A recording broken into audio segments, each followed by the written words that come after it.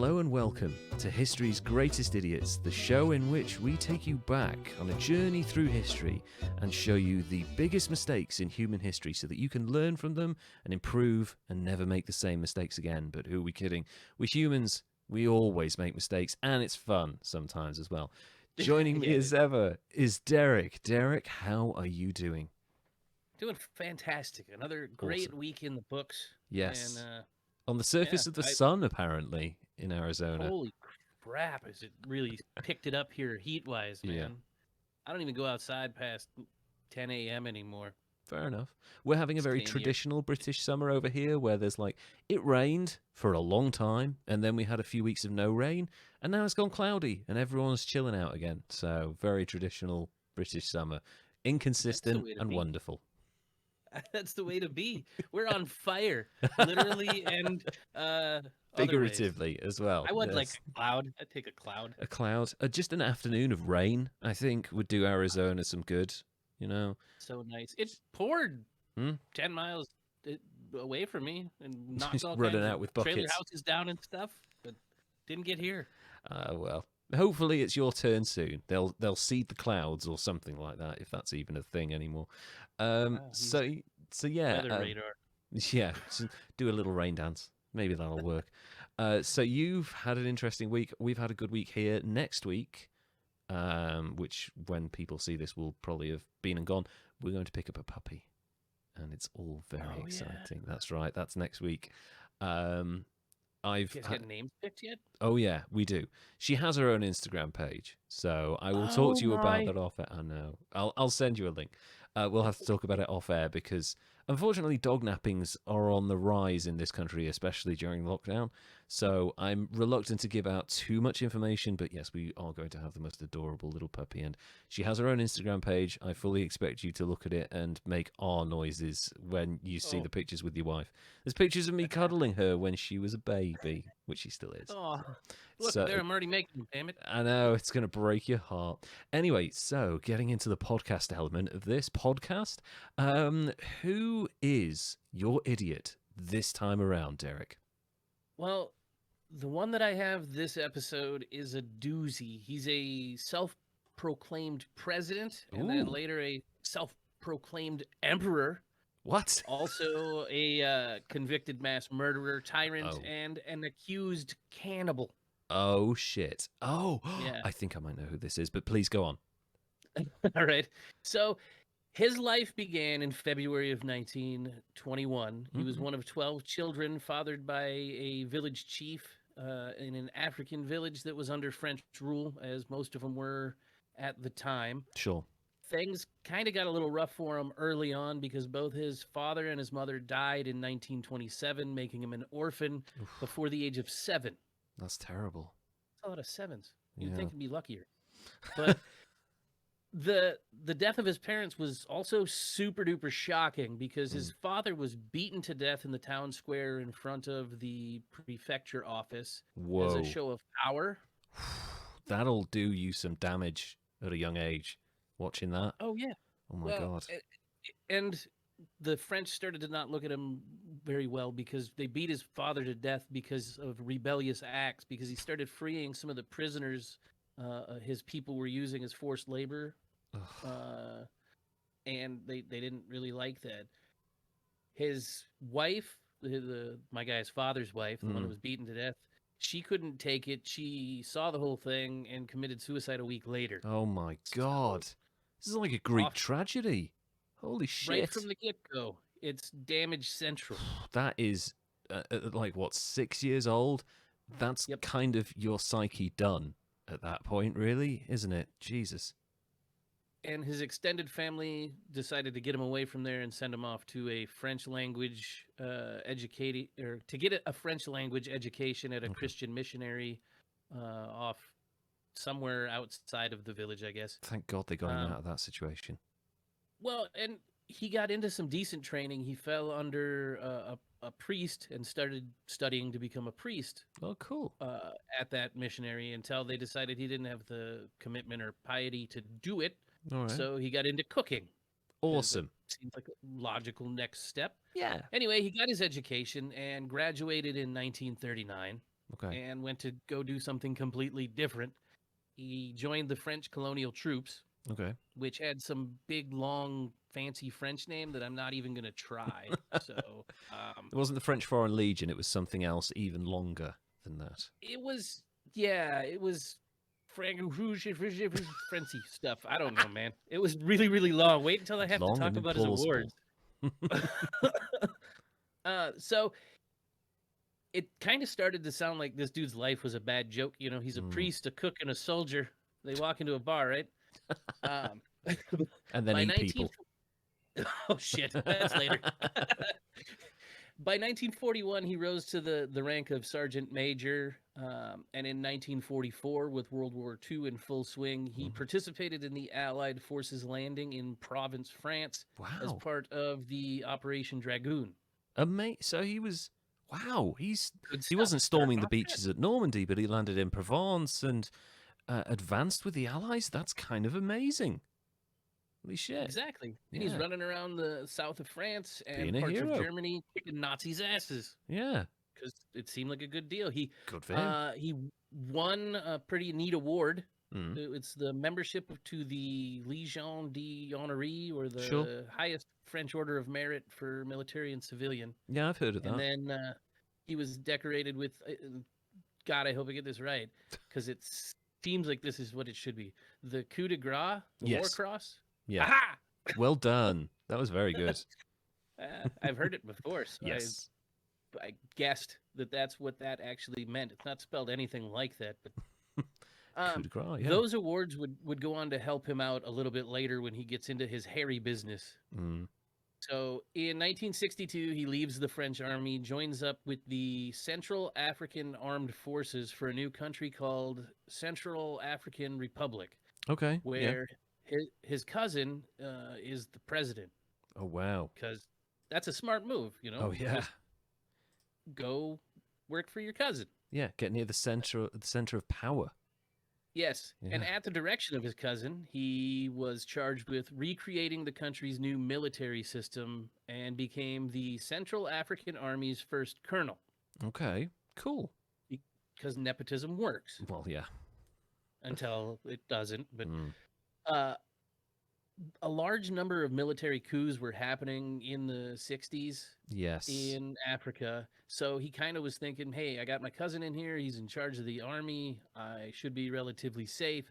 Plus, the colonel, and this is a quote, only wants to collect medals and is too stupid to pull off a coup d'etat, which is kind of a dick thing to say. Oops. But he gets his. In 1965, the Central African Republic sent an envoy of delegates to Paris for Bastille Day celebrations. Okay. The president sent his cousin as part of that delegation.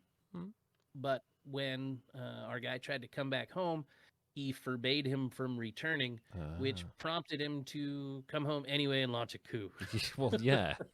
You can't. This isn't like, someone crossing the Tiber in ancient Rome. They will come back in the country and they will be armed, And he had backup. He was the head of the army. What were you thinking? Why would you, with all the coups that are going on literally around you, why would you poke the bear with this one, honestly? And he did. He poked him good. And on December 31st, New Year's Eve, 1965, he had his cousin, the president, arrested at Camp Deru.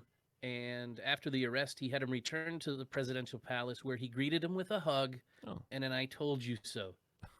He's literally quoted to have said, "I tried to warn you, but now it's too late." And on New Year's Day, 1966, the new president addressed the people via radio at 3 a.m. this morning. Oh, excuse me, this is a quote.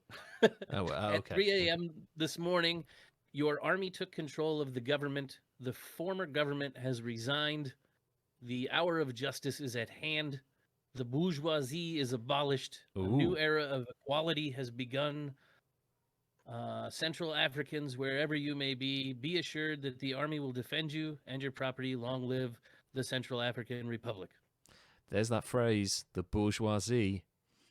Yeah. And then right after that address, he started making changes and promises, like long live the Central African Republic. He promised to hold elections and he lied.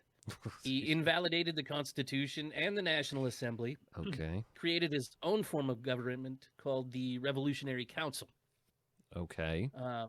Then came some new regulations, like everybody between the ages of 18 and 55 had to prove that they were employed or they would be fined or imprisoned. Not really a bad thing. You shouldn't have the government forcing people to do stuff. Yeah, like he's trying to do good things.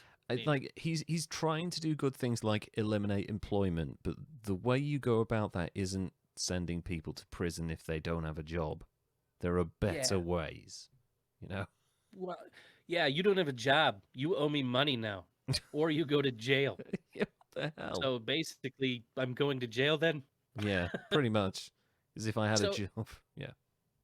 Yeah, and he outlawed panhandling and created a morality brigade that was formed to monitor bars and dance halls.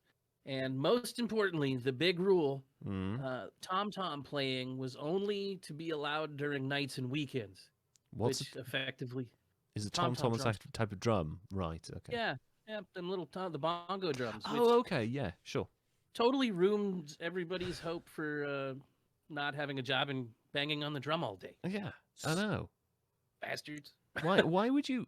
What part of playing the tom-tom except at specific times was bothering you? Were there people out in the streets? I think he had a problem with his neighbors. Sure. His neighbors that's what it is. Always on the damn drums. Yeah, just playing them until 3 o'clock in the morning, smell of weed coming from the house, you know. He probably just like... They just alienated him. And as a result, when he became president, he's like, right, fuck you and your drums. So exactly. Yeah. But... between 1966 and 69, he started to demote, imprison, and outright execute some of his personal and political opponents, as tyrants tend to do. Yeah, he's doing a full-on Stalin at this point, isn't he? Bloody hell. Oh, and even worse than some of the stuff, I never really heard of Stalin doing this part here, which is believing that one of his guards may have been plotting against him, so he killed his children in front of him. What? Yep. Well, the power went to his head very quickly. Holy shit. Then he grabbed one of the guards and carved him up with a razor in front of everybody, then broke his back and had him dragged through the streets before, he begged for mercy and he shot him. Oh my God. So somewhere in all of that madness, he also supposedly started eating the flesh of his enemies. Jesus. Somewhere in there. There was another leader that was a cannibal that I believe he was friends with at the same damn time in the same damn area. So I don't know what was going on there in the 60s and 70s in the Central African area. But sure as hell wasn't a hippie movement, was it? Jesus. No. Do you think it was like he went round to this guy's house one night and he was like, this? Oh, I don't know. Is it garlic butter? What have you put on this? Like, no, it's human flesh. I thought it was pork. Isn't that amazing? Is it seasoning? What do you do? Like, no, you break their back, then you drag them through the street, then you eat them. Like, oh, okay, so the dirt really gets in there. Okay, great. It doesn't hurt that it's, the flesh of your enemies. It's got to be your enemies, though. You don't want it, because I think it tastes better that way. I would say so. It's more satisfying. And they've got to have known fear before they died. That's what it is. It makes it taste better. Fear. We're getting into Stephen King It territory with this now. So, well, in 1971 he promoted himself to full general, and then in 1972 he said, "Well, if I can do that, I'm going to be president for life." Well, why not? He obviously thinks that he, as an advisor and a ruler and stuff, has done good work, and he wants to reward his employees, him. So why not do it? I'm all for encouraging the kind of the promotion and the burgeoning talent of your employees. And when your sole employee is yourself, then why not? No nepotism there if it's yourself. And for sure. And don't have to worry about those pesky elections that he promised either. Fuck those things. So, I didn't know you could just declare yourself president, though. Maybe anyone could do that. You don't have to be a ruler. Like, oh, look at me. Ooh, Spain doesn't exist. There you go. Now no longer exists in my world. So, Well, after doing all of that, declaring himself president, making a whole new country, between 1974 and 76, there were some failed coup attempts and an assassination attempt. Yeah. And during that time, he started gaining credibility and bringing some allies to the tables. The French were providing aid to the new president for life, and he became friendly with Muammar Gaddafi. Yeah, I know exactly who this is now. In September of 1976, he decided that the government once again needed to be shaken up, and he created another long, hard-to-pronounce name that just became the Central African Revolutionary Council, because he just really loves using the same words in different order. He's just recycling his old ideas. Because he had the Revolutionary Council and then the Anyway, in December, stuff started to get weird because he just randomly converted to Catholicism and instituted another new constitution that transformed the Republic into the Central African Empire, or CAE, which I thought that you needed like colonies and lots of land and shit to be an empire. Yeah. But I think, I mean, you could essentially justify it if you were like, well, I've taken over this tribal land, so therefore I've taken over more territory, and even if it happened before. I think the Catholicism thing is literally so that he could proclaim himself emperor. That's the cynicism in me. Is like he wanted a greater title, and he couldn't quite go with deity, so he'll go with emperor next, you know? Yep. And he was getting the blessing, even though he was never really officially recognized by the world in general. He wanted to be referred to as His Imperial Majesty. And on December 4th, 1977, he was formally crowned the Emperor of the Central African Empire, and his coronation cost somewhere around $20 million US, which was... That's roughly 1/3 of the country's entire budget for the year, as well as all of the aid money that France had given them for the year. Why were the French bothering at this point? What was he giving them in return? Well, he gave them all those years of service during the World War II, and sure, plenty of other people did, and they weren't getting coronation money. I know. Well, I mean, I don't know how many other people fought for him that also just randomly became the emperor either. Exactly. True. Probably less than 5, I would say. That's a pretty fair guess, I think. Judging by what I was reading has been going on during that time there, that's a pretty fair guess. There might have been 4 or 5. Between April of 1979... or between April 17th and 19th of 1979, an event took place that would kind of take them all down. It's over because of the elementary school kids that were wandering around the country protesting having to wear and pay for expensive government-required school uniforms, and the uniforms had to have the emperor's image on them, which is probably why they were so expensive. Probably. Either way, they didn't want to do it. They protested against it, and it was estimated that around 100 children were killed in response. Jesus Christ. It was the death of those children that led the rest of the world to go, okay, fuck this. That's enough. That's enough. Eating flesh is one thing, but you killed some children. French troops began the invasion of Central African Empire in September of 79, following... months of trying to back some tribal insurgents. You know the way they do. Proxy they wait war. For a minute, but then they go in there and whoop ass and then go, oh, yeah. We could have done that the whole time. Yeah, why were we wasting money? They returned his cousin, the former president, Daco, to power. That wouldn't have gone well. Remember how I said that he had those military honors and initially the French were backing him? Yeah.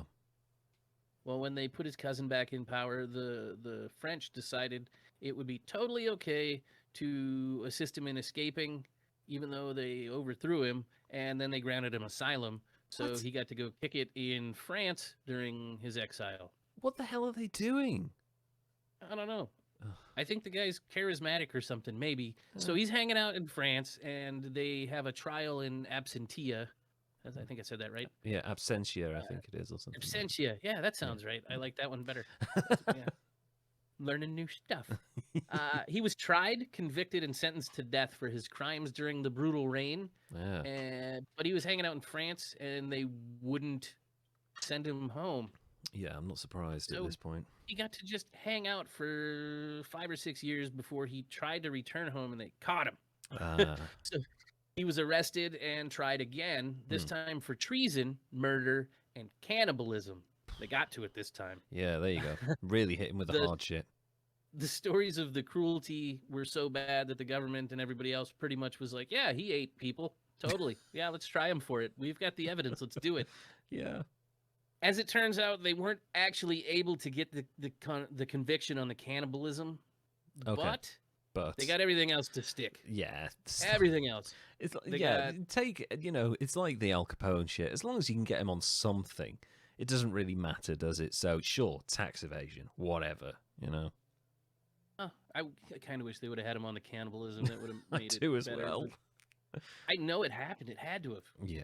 How do you get tried if it didn't happen? There's got to be a little truth in bringing somebody. I guess, like, it's very difficult. I guess it's difficult to prove. It's like, oh, look, he just vomited up some human flesh, therefore he's guilty. It's like, how else do you prove it? A lot of it is, like, circumstantial. You won't have any footage from that time. No one will have been filming it on their iPhone or anything like that. So how do you, like, the murders you can prove because there'll be dozens of eyewitnesses, but I wouldn't imagine he was throwing soirees where there's a spit roasted like human, just like people, fondue, lovely, probably wasn't a thing. Oh man, I just pictured somebody peeling it off and dipping it in the cheese. Yeah. Ooh, get the hot bit. Yeah. So he got convicted of all the other stuff, murder and treason, and they sentenced him to death again. And then they decided that they were going to commute it, and he could spend life in solitary confinement, which is way worse than death, in my opinion. Oh, fuck yes, it is. Good on them. But in another wild twist that I don't know the whole story on, in 1993, they let his ass go. Why? I don't know. You're free to go. Something happened. I wasn't able to find the story on it, so maybe somebody listening can shoot us more of this story. I would love to know what happened there. Tell him who he is here. Yeah. I'm not sure how it works. He stayed in the same country after they let him go too. So after you do all this heinous shit, and you take over for a little while and kill people, and they just let you go, and then everybody's cool with you just living there in peace until he wasn't anymore. Yeah. How much longer did he live after that? He died peacefully in 1996 in the Central African Republic because they switched the name back. Okay, so he'd only lived 3 years after that, after his release. Well, a fair amount of time to live in a country. I mean, yeah, for what he did, he should not have been released. Absolutely not, but that ends the tale of the self-proclaimed, self-entitled emperor and president for life, Jean-Bédel Bokassa. Yeah. Jean-Bédel Bokassa. Yeah. One of those people, because you mentioned Muammar Gaddafi earlier. One of those people around that time, and like Idi Amin and people like that, like those kind of, at that period in time, like kind of for a 30 or 40 year window, a lot of stuff happened in Africa with some of the rulers, and there are still issues in some countries in Africa, but particularly during that period of time after the Second World War and before the turn of the 21st century, there was a lot of dark shit happening in that part of the world at various stages. One of my very best friends in university, who we don't hear enough of because he's difficult to get a hold of, is a guy called Ignatius. And he was like studying law. Me and my friend met him in university, and he was one of the 5 people who were living on a corridor in the dorms. There was me, there was my friend, there was a guy called John Brown who had spent most of his life in Saudi Arabia. There was a guy called Mo, who was from Birmingham. And then there was Ignatius, who was another guy, and he was really happy. He was studying law, wanted to be a human rights lawyer, cooked the most disgusting smelling fish soup at various points. And all we knew of him was he was kind of our age, and he was from Rwanda. And that was all, that was all we knew. And we were all aware enough to be like, okay, maybe we don't ask any questions. And then one night he opened up to us, and it immediately gave me a sense of how incredibly fortunate in life I've been. No matter what I go through, what I've been through, nothing will ever match the experiences that generation went through in Rwanda. And that story continues in various parts of Africa from various periods. Now, it's so tragic and sad and horrible. And this guy is one of the perpetrators of it. And as a result of that, the monstrous acts that this guy has perpetrated on entire generations of people, wiping out families and just being a monster, I kind of have to go with I'm going to go 88 on this one. He is, because we always talk about the definition of an idiot, and there are so many different definitions and variations on it. He is pretty much a monster. And had he had a better shot at life, had he been in a more stable environment, had his parents not been murdered in front, or his dad not been murdered in front of him, and then his mother committing suicide, maybe things would have worked out differently. Who knows? But the thing is, they worked out how they did, and he ended up ruining hundreds of thousands, possibly millions of lives as a result. So right. And I think a lot of the lesson to be learned on this one is, he was a monster and not so much of an idiot and whatnot, but the occupation of the French and forced labor and doing the crap that we used to do back in the colony days. The colonialism has left scars across the world.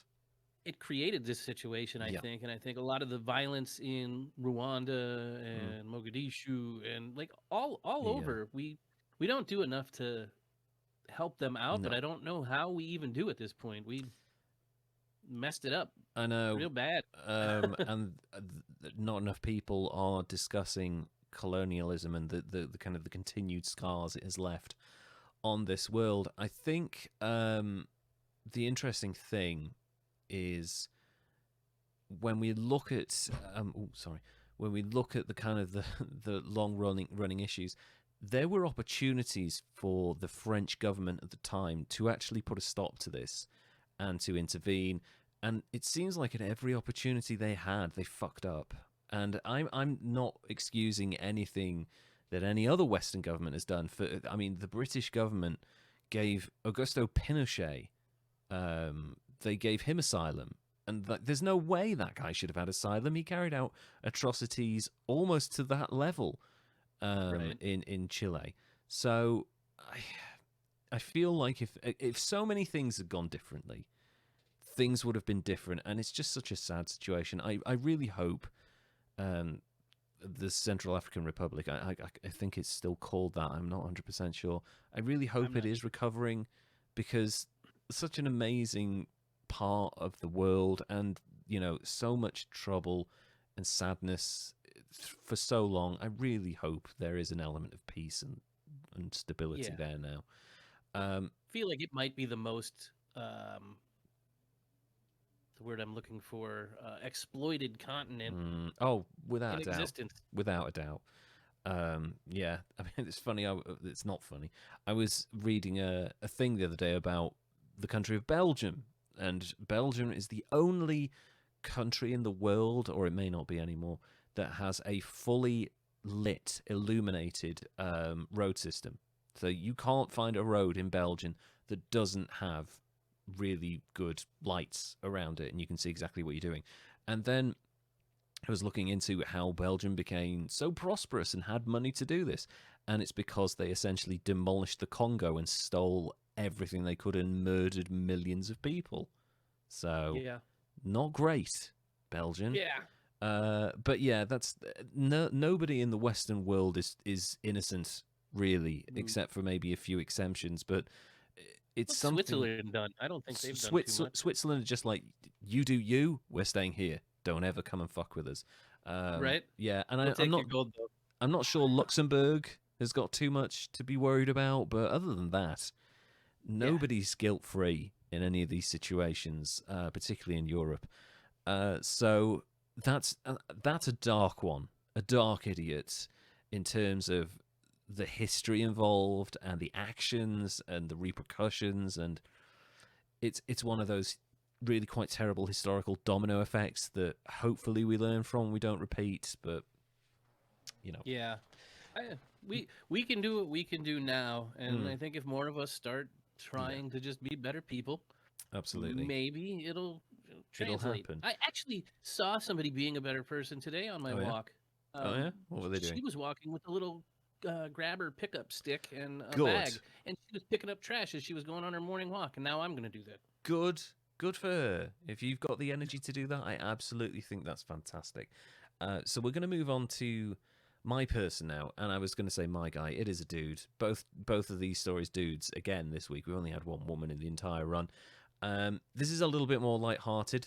It's still bring us. Just as insane, though, in many ways. So let me introduce you. Let me tell you the story of musician, law enforcement officer, and Russian citizen Steven Seagal, a man who has kicked ass to ever-decreasing returns at the box office across 5 decades and has had a relationship with the truth that has been more strange than his relationships with women. That guy's a weirdo. This was a goldmine of insane bullshit, and I loved researching it. Stephen Frederick Seagal was born in Lansing, Michigan on April 10th, 1952. The son of a medical technician, Patricia, and high school mathematics teacher, Samuel Seagal. His mother was of Dutch, English, and German descent. And I think she was Irish or something. So, while his father was Caucasians. Yeah, basically everyone in Western Europe, more or less. While his father was the son of Russian Jews who had relocated to the United States earlier in the century. When he was 5 years old, he moved with his parents to Fullerton, California. His mother later told People magazine that prior to the move, Steven Seagal was frail and suffered from asthma. He was a puny kid back then, but he really thrived after the move from Michigan, so they moved to warmer climates, which is something that people did like in the late 19th century. I don't know if it's something that people did in the 50s and 60s so much, but yeah, I'm not aware of it so much as in the Western days when they'd send all the tuberculosis out here to exactly, yeah, like it's going to be easier on your lungs, sort of thing. So they didn't take into consideration all the dirt. No, they didn't, and the dust and shit. Seagal attended Buena Park High School in Buena Park, California, and Fullerton College between 1970 and 1971. As a teen, he spent much time. I should have altered that. Sorry, it was copied off a website. Much of his time in his garage, listening to loud rock music. I bet his neighbors fucking hated this kid. However, it was while working. Drums. Yeah, hopefully not. While working with a friendly old Japanese man, as the research calls this person, at a dojo in Garden Grove, it was there that he was encouraged to visit Japan. So he attended a dojo, and the guy was like, "You should go to Japan if you want to learn more." Seagal moved to Japan at some point between 1971 and 1973. By 74, he'd returned to California, so he wasn't there a huge amount of time, but enough for him to say, "I learned stuff in Japan." Right. So. I didn't know The Karate Kid was based on a true story. Exactly. That year, he met Miyako Fujitani, a second-degree black belt and daughter of an Osaka Aikido master who had come to Los Angeles to teach Aikido to people. When Miyako returned to Osaka, Seagal went with her. The following year, they married and had a son called Kentaro and a daughter called Ayako. He taught at the school owned by Miyako's family, though he's often stated that he stated to have been the first non-Asian to open a dojo in Japan. That's not true. He just worked at an existing one. So there's your first lie. Prepare for more. As of 1990, Miyako and her brother still taught there, and her mother was the chairwoman. Seagal initially returned to Taos, New Mexico, Taos. I'm not sure. Yeah, okay. Taos, New Mexico, with his student and later film stuntman Craig Dunn, where they opened a dojo. Although Seagal spent much of his time pursuing other ventures, so he was like, "You teach that. I'm going to go and have sex with these women." And you bastards think you can come in here into our village. After another period in Japan, Seagal returned to the US in 1983 with senior student Haruo Matsuoka, I think. I'm going to try my best with these names. I think Japanese names are awesome. I wish my name was as cool as that. I tried to study, because I covered a lot of wrestling, and I tried to study how the Japanese language is structured. There's so many different rules in Japanese language, but one of the main ones is that there is no emphasis placed on a specific part of a word. So, like with the Japanese wrestler, one of my favorites, Kenta Kobashi, it's not Kenta Kobashi, it's like Kenta Kobashi. It's just flat, the way you pronounce it. Haruo Matsuoka. They opened an Aikido dojo initially in North Hollywood, California, but later moved it to the city of West Hollywood. Seagal left Matsuoka in charge of the dojo, which the latter ran until the two parted ways in 1997. Now let's talk about Steven Seagal's movies and the many layers of the complex themes and motifs involved in the cinematic universe, shall we? Do we have to? It won't take long. Trust me, it will not take long. Many of Seagal's films share unique elements which have become characteristics of his body of work. His characters often have an elite past affiliation with the CIA, Special Forces, or Black Ops. For example, Casey Ryback, which is a fucking stupid name, in Under Siege, or a former Navy SEAL, Jack Cole, in The Glimmer Man. So the Glimmer Man, what is a... Does he glisten? What is that? Yeah. What does glimmer mean? He's glitzy. Yeah, got sparkles all over him. What the hell? The Glimmer Man. Is that a real word? I don't even know if it is. Maybe he made it up. It wouldn't surprise me, given this guy's ego. An ex-CIA police detective, Jonathan Cold in The Foreigner, and Black Dawn, and an ex-CIA Black Ops freelancer. All of them like ex-CIA, ex-Special Forces. Like those are his characters. Quitter. Yeah, he's like, I've had enough. I'm going private. His characters differ from those of other action movie icons by virtue of their near invulnerability. They almost never face any significant physical threat, easily overpowering any opposition, and never facing bodily harm or even temporary defeat.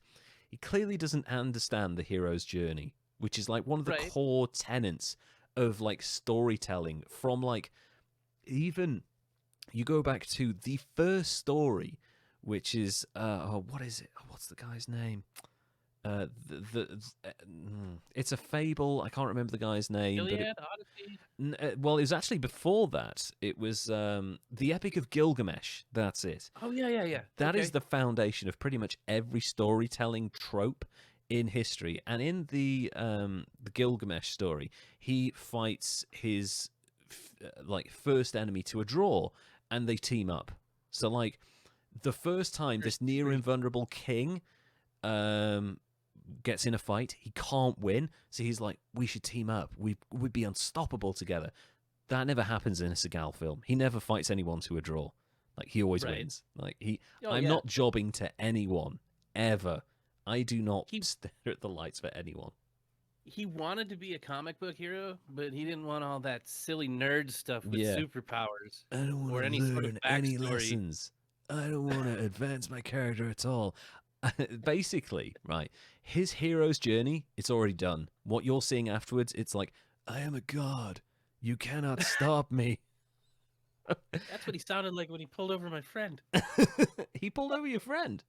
Really? When he was a law enforcement? Maricopa County.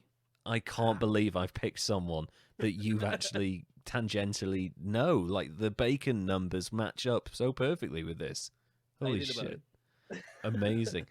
So he's basically an unstoppable killing machine, and there are no stakes or drama in his films other than those of like the villains. So basically every film's a vanity project, which, every film star's got to have like an occasional vehicle to, like, unless they're Tom Cruise, in which like the last 15 years have been vehicles for Tom Cruise. But Right. Seagal's the only guy who's only ever done vehicles, and unfortunately, it means that his value has plummeted as a result over time. Seagal, And he's got such rich plots. such with his the two-dimensional characters. story, the storytelling, Derek. It's just so magical. It just, fuck your Godfathers. This is where the real cream is, The ex-Godfather. Right? Ex-Godfather, sorry. No. Moving on to Seagal's other things. He helped train mixed martial artist Lyoto Machida, who's got quite the pedigree, very famous guy in the history of MMA, who credited Seagal with helping him perfect the front kick that he used to knock out Randy Couture at UFC 129 in May 2011. You know that kick that Ralph Macchio used to win the final fight in the first Karate Kid film? Craned up. Yeah, he's craned up and he just flicks his leg up like that. Yep. That's what Machida did, only without this bullshit. Like, he didn't do any of the the pose. He just front kicked him, and he's like, "Oh yeah, Master Seagal taught me that." It's like, dude, you could have just torrented the Karate Kid and saved yourself tens of thousands of dollars in training fees. Why don't you just flick your leg up? His guard won't spot it coming. It's like, everyone knows throw an uppercut from time to time because they don't block it. All you're doing is uppercutting with your leg, basically. Moving on. Seagal hosted the April 20th episode, a 1991 episode of the late night variety show Saturday Night Live, which aired as the 18th episode of the 16th season. Cast member David Spade regarded Seagal as the show's worst host during Spade's time there.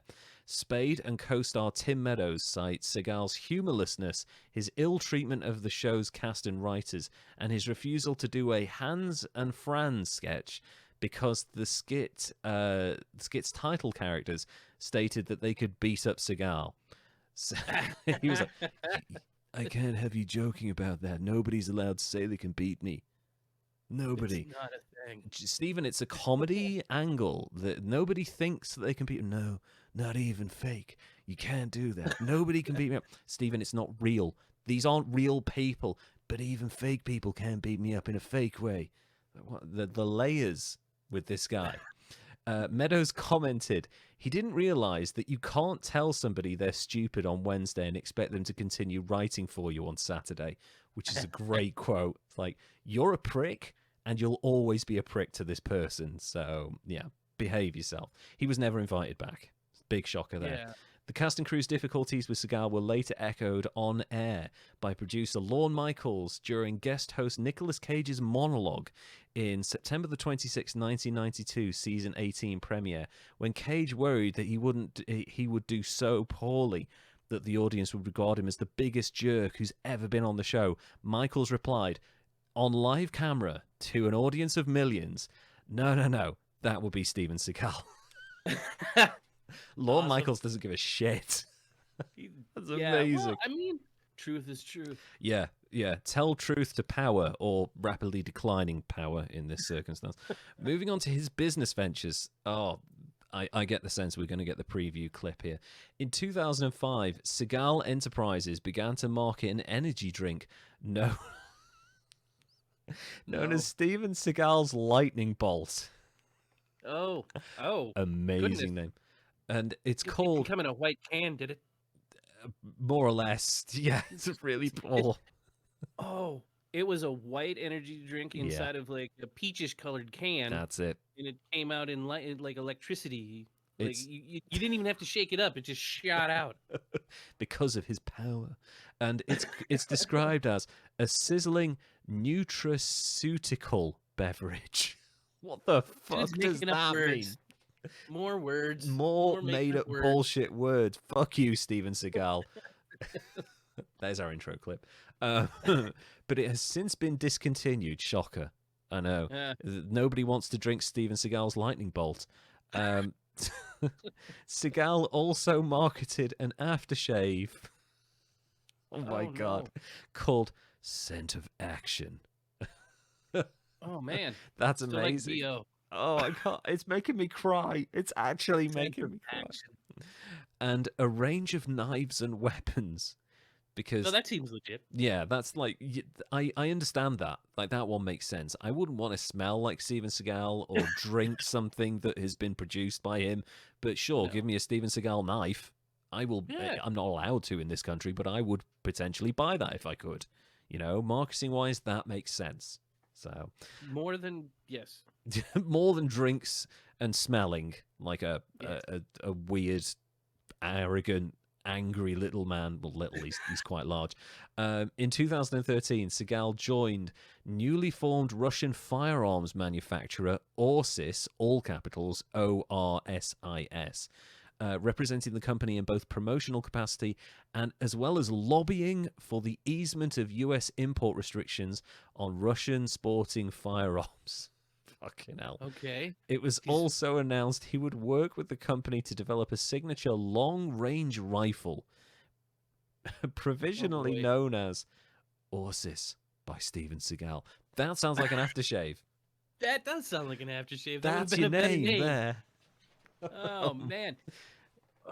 So did he tell the government that he played an ex-CIA agent once or 50 times so that they should ease the restrictions? I worked for the CIA. No, Stephen, that's one of the characters in your film. We've all seen them, some of them, because they're shit.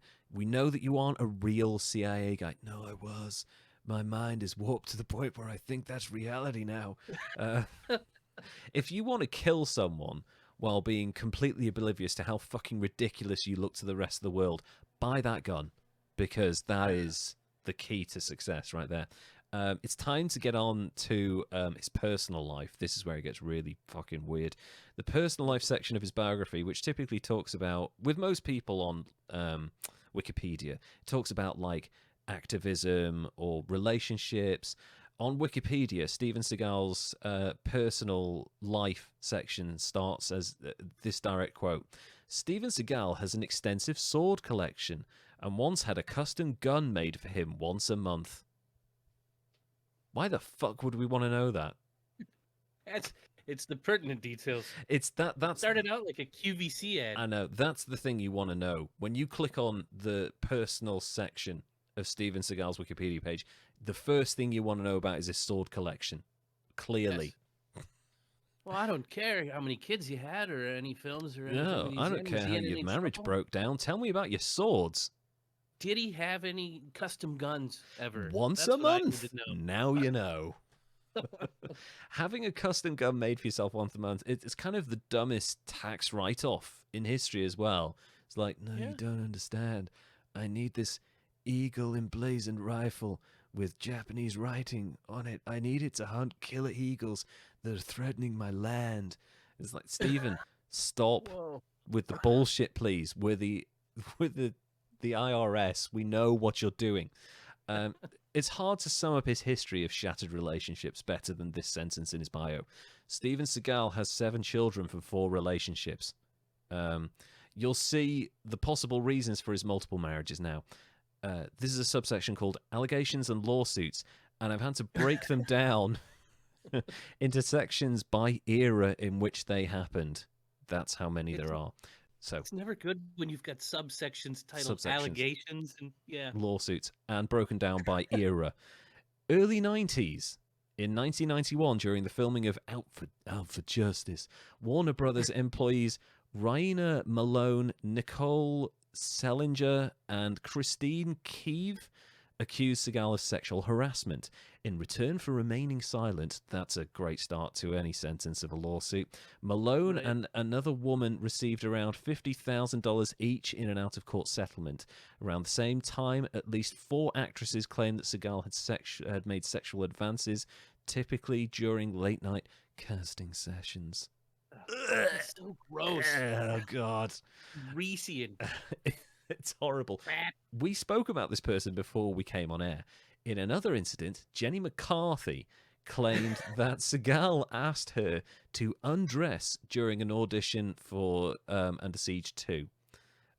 Will there be a nude scene? No. No. Just undress. You fucking creep, honest to God. 1995 lawsuit. In 1995, Seagal was charged with employment discrimination, sexual harassment, again, and breach of contract. Cheryl Schumann, I think it is, or Suman, filed a case against Seagal accusing him of threatening and beating her during the filming of On Deadly Ground in August 95. I just want to say now, if Michael Caine had seen that, he'd have beaten the shit out of Seagal. Michael Caine, yeah, Michael Caine was in the army for a while, and he was mates with like Sean Connery and Roger Moore and people like all the Bond guys in the 60s. They hung out and stuff. So another thing, manly man, yeah, real manly man, real though, yeah. Sean Connery is famous for, he was filming, I think it was Marnie, or I think it was called Marnie. It was a film directed by oh God, what's his name? Hitchcock. It was a Hitchcock film. His co-star was in a relationship with a guy in the mob who had been abusing her for years, and the film was being shot in England. This guy came over to England, and he was beating her up in her trailer, and in front of the whole cast and crew. Connery heard it, ripped the door open, dragged the guy outside, and knocked him into unconsciousness and broke his jaw. Yeah, and then kicked him off set. And then the next time Connery wanted to come back for filming in the United States, he had to check with the mob that he wasn't on a hit list. Oh, because the guy was made. Horrible. Yeah. But they were like, no, we know this guy was a prick, and actually he's dead now, so you're fine. It's like, thanks, guys.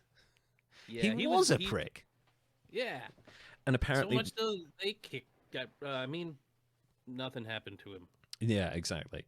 But apparently, like a lot of people have spoken about like the relationships these guys had, and like Connery is no saint, really. Like some of the shit he said in the past in interviews with Barbara Walters is not good, even for the 80s, really.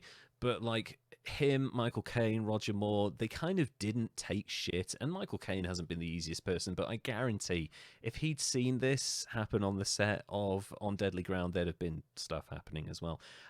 So in August of 1995, the Los Angeles Superior Court Judge Hiroshi Fujisaki dismissed the case, calling the claims repetitive and unintelligible, which kind of sounds like something Roger Ebert would have said about all of Seagal's films.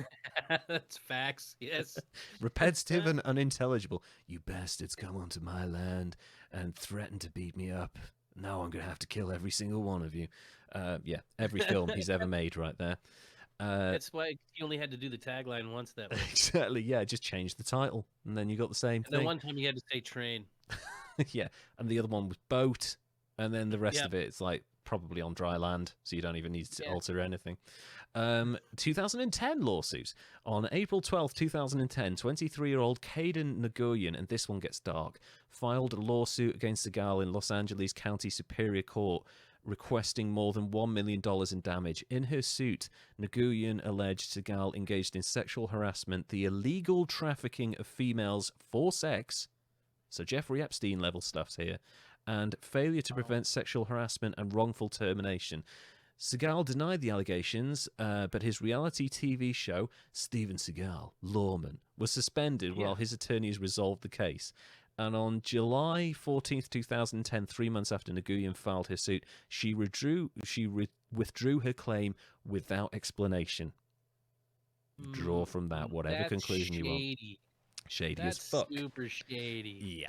Man, how do you end up a lawman? Never mind. I know. Well, you know what's going to happen next. We know about the law and people that are involved with it sometimes. Yeah, it can get a little... It can get a little shady. Sometimes the people in charge shouldn't be in charge. 2011 lawsuit. On August 30th, 2011, Jesus Sanchez Ivera filed a lawsuit against Seagal over his part in a Maricopa County police raid with heavy weapons, notably including an army surplus tank. Yeah. The fuck?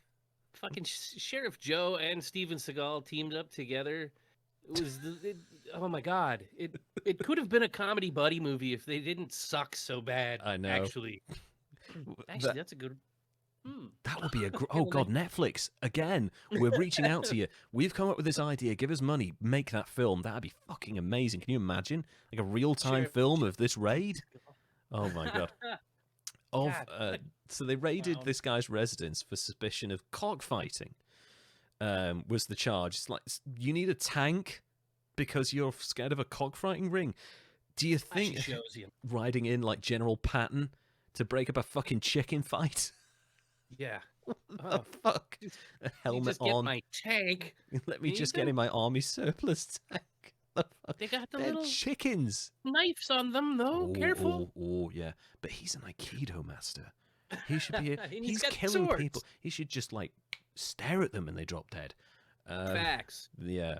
The incident was taped for Seagal's A&E reality show, Steven Seagal, Lawman.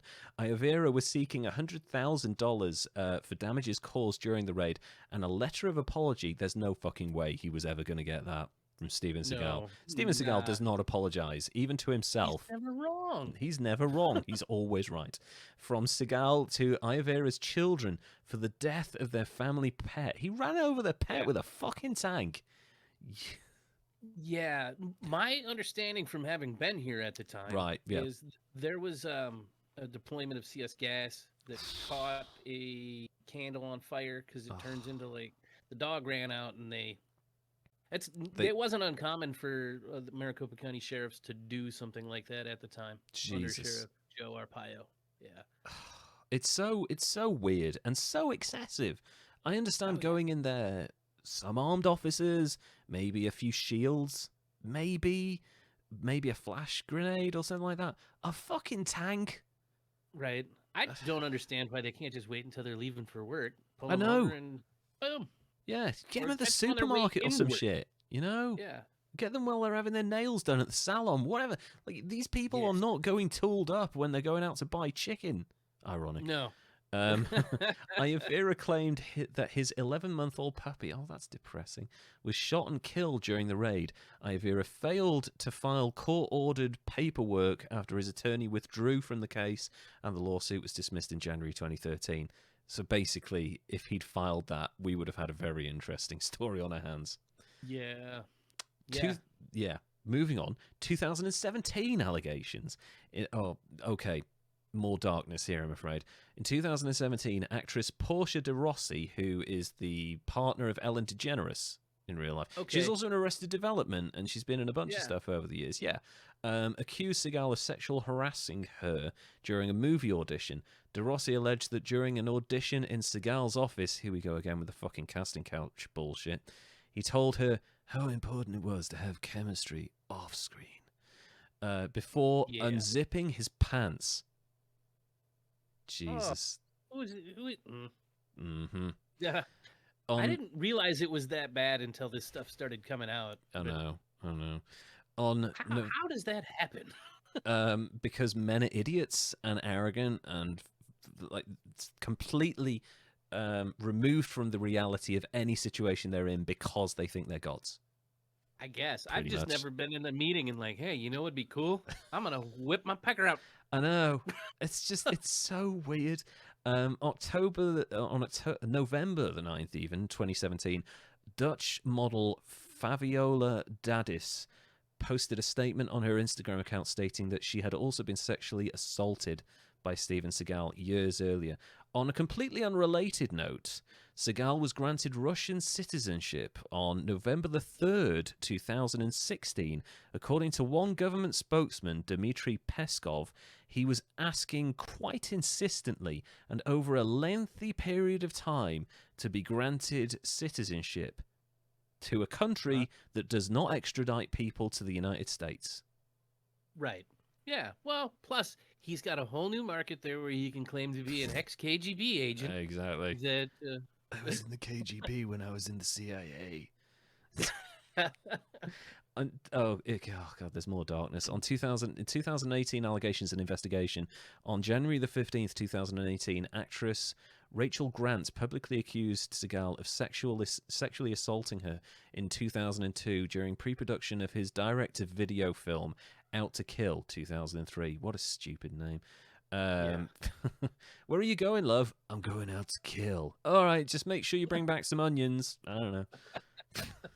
Stating that she lost her job on the film after the incident. Oh, that's fucking horrible. On February the 18th, the Los Angeles County District Attorney's Office acknowledged that it was reviewing a potential sex abuse case involving Seagal. In March 2018, Regina Simmons publicly claimed that in 1993, when she was 18, Seagal raped her at his home when she arrived for what she thought was a wrap party for the movie On Deadly Ground. Good God, man. Yeah. I mean, that's horrible. I thought this was going to be lighter. It gets much darker. This one is a little lighter. 2020 federal securities violation settlement. On February the 27th, that's what that says, 2020, the U.S. Securities and Exchange Commission announced settled charges against Seagal for failing to disclose payments he received for promoting an investment in an initial coin offering, ICO, conducted by Bitcoin 2Gen, B2G. That sounds totally legit. And by the way, coin has 2 eyes in it, so you know it's on the level. Bitcoin. And I've got this settlement also. Oh, never mind. Seagal was promised $250,000 in cash and $750,000 worth of B2G tokens. Fuck that, I'll just take the money, thanks. In exchange for his social media promotions and a press release in which he wholeheartedly endorsed the ICO, which violated anti-touting provisions of federal security laws.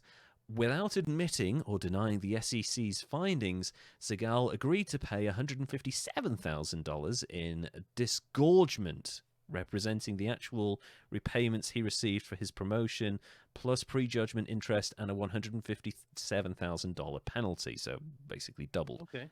Seagal also agreed not to promote any securities, digital or otherwise, for 3 years, but he will be selling aftershave. Oh, yeah. Scent of action. Scent of lawsuits. Never mind. On-set fights. This is going to be my favorite section. Tell me he gets his ass kicked. So badly. It might be the biggest ass-kicking in history. Steven Seagal has been criticized by former stunt performers who have worked with him, including Kane Hodder, Stephen Quadras, and Judo Jean Labelle. Here we go. Jean Labelle, former Olympian and wrestler Jean Labelle, of intentionally hitting stuntmen during scenes. Additionally, while serving as stunt coordinator for Out for Justice, Jean Labelle allegedly got into an on-set altercation with Seagal over his mistreatment of some of the film's stunt performers.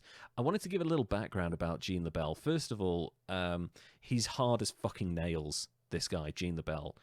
He's considered one of like the 5 toughest professional wrestlers of all time, and that includes people like Luthez and like Strangler Lewis, who were legitimate shooters. Like, these were people back in the day who you had to be a real hard guy in case someone tried it on so that you could break their arm. I think we've talked about they're called hookers and stuff, so that they can put you in a submission hold or make you pass out or break your arm or your ankle, or pretty much any part of you is up for grabs with these people. And he was considered as tough as them, even though he came much later. So he was a highly skilled boxer, amateur wrestler, and was one of the first Americans to achieve black belt status in judo in Japan. He was awarded that. So legit, actual tough guy. After the actor claimed that due to his Aikido training, he was immune to being choked unconscious, which, why the fuck would you ever say that? I know you believe your own hype, but Jesus Christ, man. Labelle offered Seagal the opportunity to prove it after weeks of probably being pissed off by this guy. Labelle offered him the opportunity. Yeah. Labelle is said to have placed his arm around Seagal's neck, and once Seagal said, "Go," proceeded to choke him unconscious. Labelle said that Steven Seagal's method for getting out of a chokehold was to punch him repeatedly in the dick as hard as possible. And he thought he was tapping out. He thought he was, tapping out with a closed fist on Jean Labelle's balls. And Labelle was like, I've done judo, boxing. You can punch me in the balls all you want, mate. You're still going out. He proceeded to choke him unconscious, with Seagal losing control of his bowels.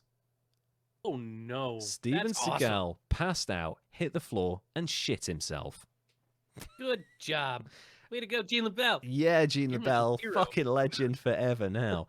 Labelle was requested to confirm the onset incident publicly in an interview with Ariel Helwani in 2012, but he avoided answering the question, albeit implying that it was true. He's a bit of a gentleman. Like, a lot of these actual tough guys, they don't need to boast or like show off. They're comfortable enough in who they are and what they can do that they're not like, I'm a fucking tough guy. Yes, I made Steven Seagal shit himself. He was just like, stuff happened. He passed out. It was a thing that happened. He was like quite gentlemanly about it. Steven Seagal, on the other hand, anyway, Jean Labelle was quoted as saying, when we had a little altercation or difference of opinion, there were 30 stuntmen and cameramen that were watching. Sometimes Steven Seagal has a tendency to cheese off the wrong people, and you can get hurt when you do that. So Jean Labelle's like, he's talking in like abject phrases and sentences and stuff. On the other hand, Steven Seagal was asked about the incident. He directly denied the allegations, calling Jean Labelle a sick, pathetic scumbag liar. So I kind of think we know what happened. So he takes the high rows, and then there goes the dude throwing mud. Yeah, it's throwing shit possibly instead of mud. That's actually replaced my number one all-time celebrity gets knocked out for being a dick moment. What was your previous number one? I have to ask. When the hardcore punker Danny Northside knocked out Glenn Danzig down in Tucson. Yeah, I've heard of that. Yes. Yeah. Glenn Danzig was. This one's better now. Yeah, Jean Labelle choked out Steven Seagal and made him shit himself. Also, it's worth noting, Jean Labelle is near a foot shorter than Seagal and about 100 pounds lighter, possibly 150 now. But climbed up on him like a spider monkey, knocked him out. Yeah, just climbed him and choked him the fuck out while Seagal's going, why aren't your balls hurting? Whap, whap. Well, this worked in Aikido. Aikido's fake. So basically, he offered the name of a witness who could prove Labelle had fabricated the entire story. Person didn't exist, apparently. The claim garnered a heated response from Labelle trainee Ronda Rousey, who assured that Steven Seagal was the one lying and declared, if Steven Seagal says anything bad about Gene to my face, I will make him crap his pants a second time. It'd be awesome. I fucking love her again. That's amazing. That's the pay-per-view fight I want next. Yeah, that's, oh my God, could you imagine all these fucking YouTube boxing matches? Give me Steven Seagal versus Ronda Rousey and let her, and like, you only lose by passing out and shitting your pants. Yep. Authentic or not, the reports of this incident led Labelle to be counted in a 1992 as an additional member of Robert Wall's Dirty Dozen, a group of martial artists willing to answer to a public challenge made by Seagal. Holy shit. There was a whole group of them. They were like, we will take you up on your challenge, sir. And he's like, I'm over in Russia now. Labelle, however, declined to participate, revealing the feud with Seagal was hurting him professionally. He did, however, criticize Seagal for his treatment of stuntmen, rightly so. You treat people like shit on set, you should be told that you've been treating people like shit, and left open the possibility of a professional fight if Seagal wanted to do it. He's 25 years older than Seagal and half his size, and he still wants to fight him. Adorable.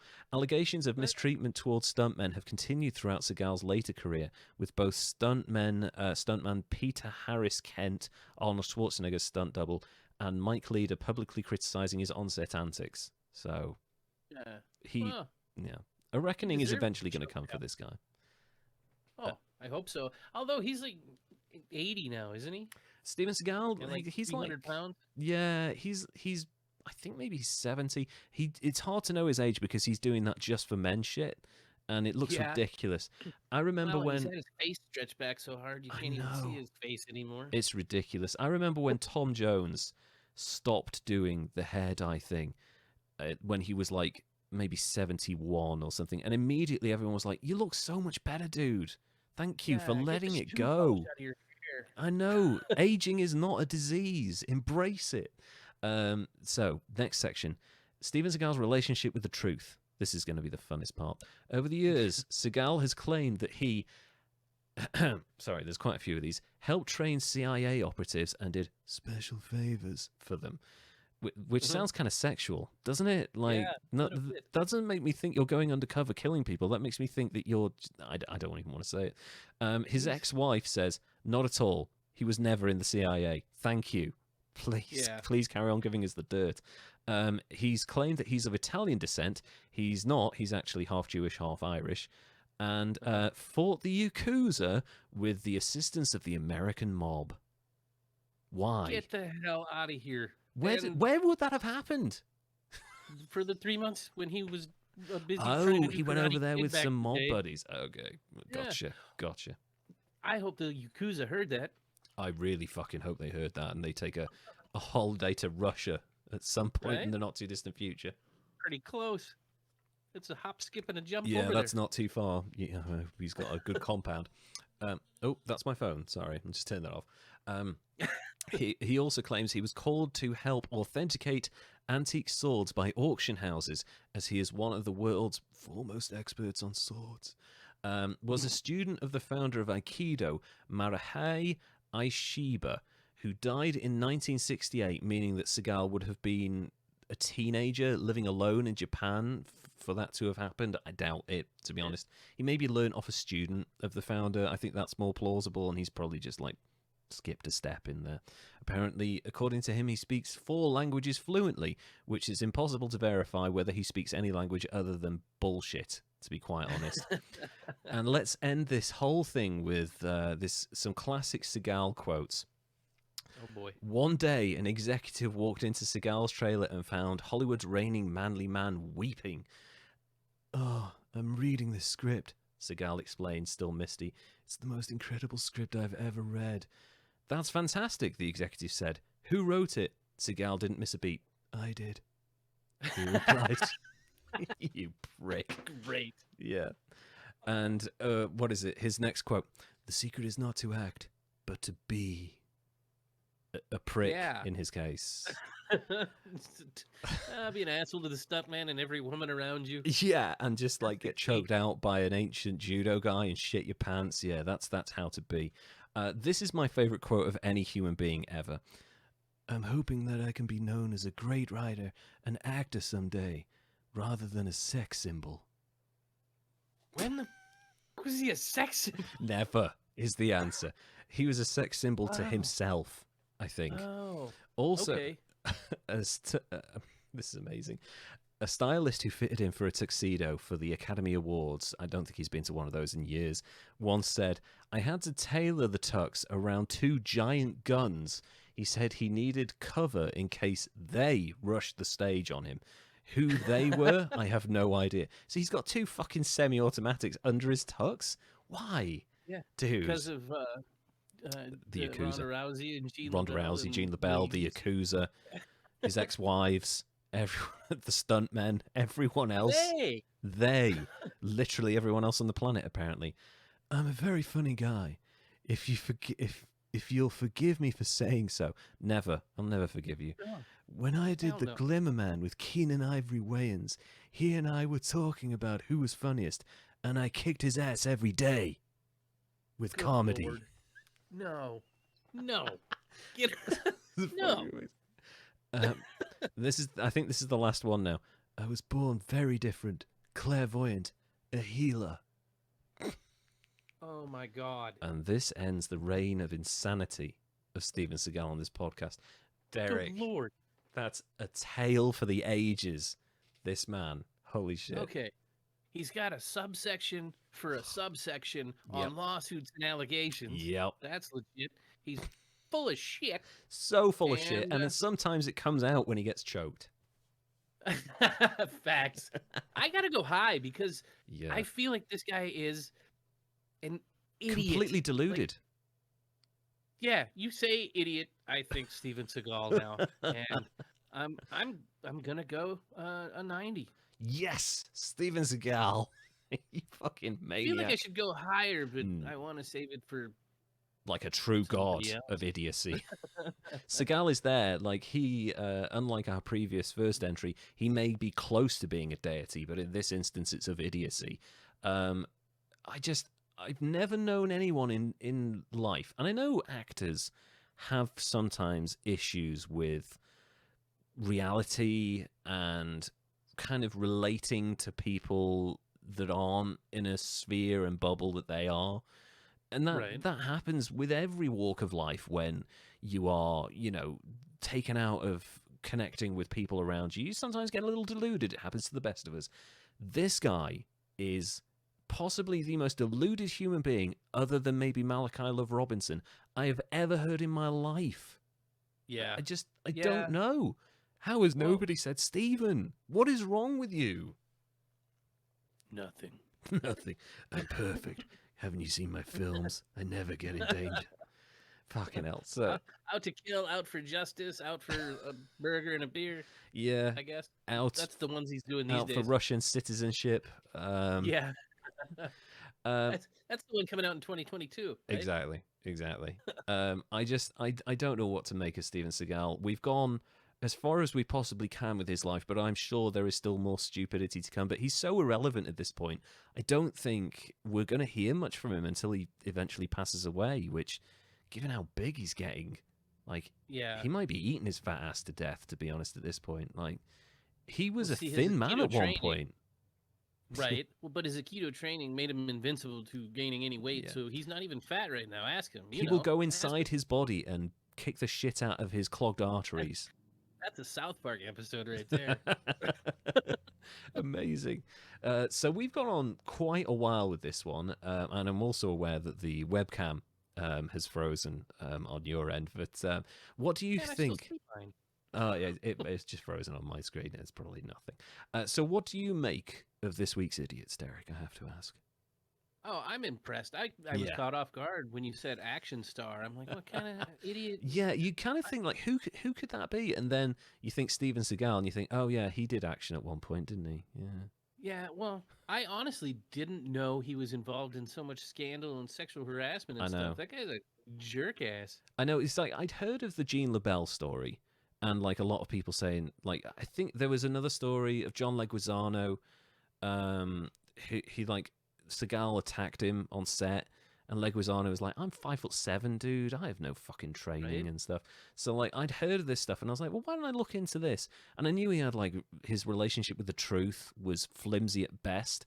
So I looked into it, and it's, like, basically a lifetime of just insanity and bullshit and lies and half-truths and just awful behavior. And at this point, he is a gimmick. He's someone who's become this persona, and it's just horrible. So greasy ponytail. That's all I just keep thinking. Just that greasy, nasty ponytail. And his hair, it kind of comes to a very fine point these days. Like the kind of the Bela Lugosi thing going on. It's really weird. He's Dracula. Yeah. Dracula with a ponytail. Fatula. He's a very weird man. And actually, he did a tour of music. This is another reason I picked him. He did a tour of music. He did a tour, and one of the venues was in North Wales, in a part of the country I lived. And he was booed off stage by 1,000 people that attended this show, partially because the music was shit, but also because he referred to them as inbred hicks. So, I know. Jesus, this guy. I know. The majority of them were tourists from, like, Manchester and, like, other parts of the country. It's like, most of us aren't from here. We came here because you're Steven Seagal. So, yeah, he was probably one sentence away from getting shit thrown at him, to be honest. To be fair, though, if you went to a Steven Seagal concert, are you not a little... You deserve to not get much of a show, really, don't you? Yeah, well... You know? Reputation alone should have told you that. Anyway, so that was the story of someone who declared himself a majestic emperor and who was possibly a cannibal and a true monster, and Steven Seagal, who has lived a life of just stupidity and horribleness from beginning to end, ridiculousness. If you are looking for lessons from these two, obviously, if you are ever experiencing trauma at a very early age, please get help. We've learned that probably if this guy, the leader of the Central African Republic, if he'd got help, which you can get in the modern age, I guess, he might have gone down a different path. And if you feel like maybe your ego is getting out of control, don't go around and get in fights with judo black belts who'll make you shit your pants. Oh, that was a brilliant story. So until next time, Derek, would you like to say goodbye? Goodbye, everybody. And if you've got any idiots you want me to do, hit us up, because I need help finding them, because, well, there's so many to choose. There's so many idiots to choose from. Yes, please get in contact with us. History's Greatest Idiots on Instagram, and I think it's Greatest Idiots on Twitter. We also have a YouTube page, which if you search for History's Greatest Idiots, you will find all of our videos and all of our podcasts in the back catalogue there. But until next time, we will see you and speak to you soon. Take care now. Bye.